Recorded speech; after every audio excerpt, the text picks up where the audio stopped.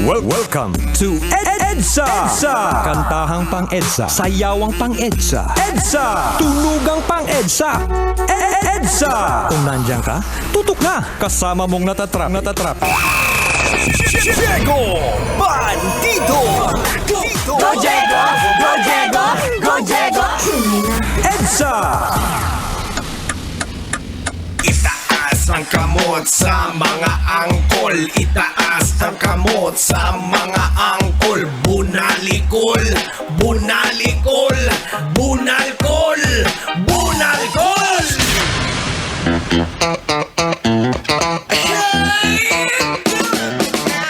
This is 90.7 Love Radio. We are Metro's numero uno, baby!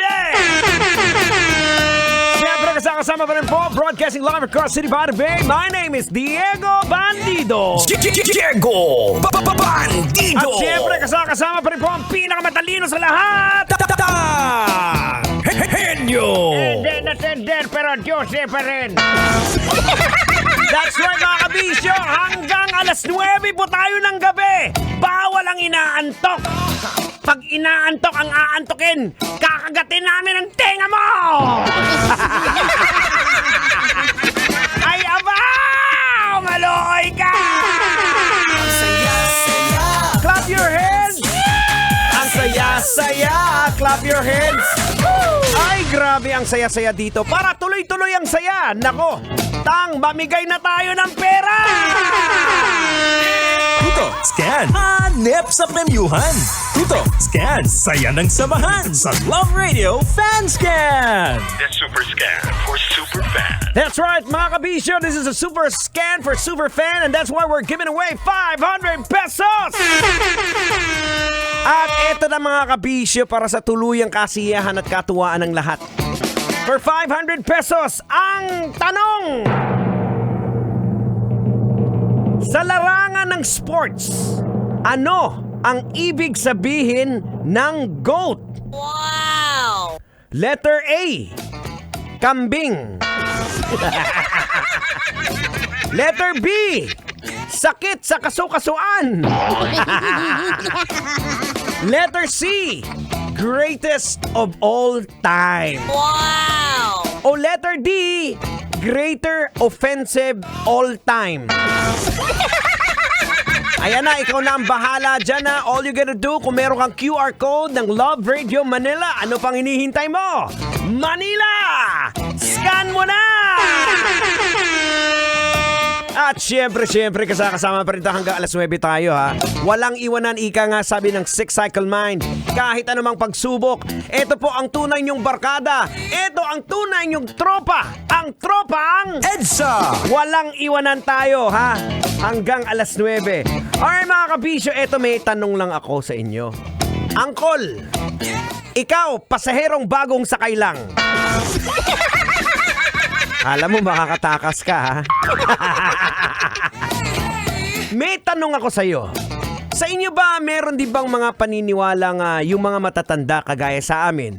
Pag sinabing, huwag kang kakain ng kapid nga saging, o di kaya yung kambal, kasi ang anak mo magiging kambal din. Di ba may mga ganon? Sa inyo, anong kasabihan? Ha? Huwag kakain...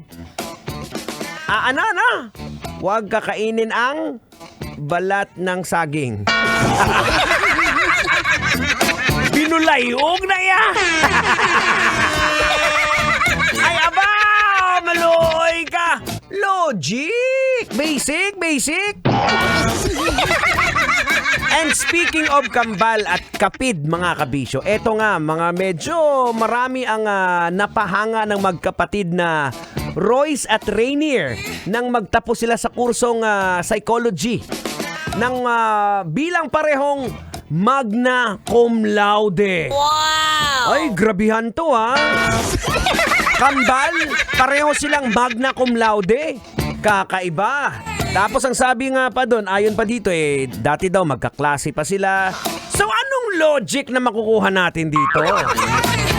Mga kabisyon, isa lang pong aral na makukuha natin dito na competition is important sa buhay natin.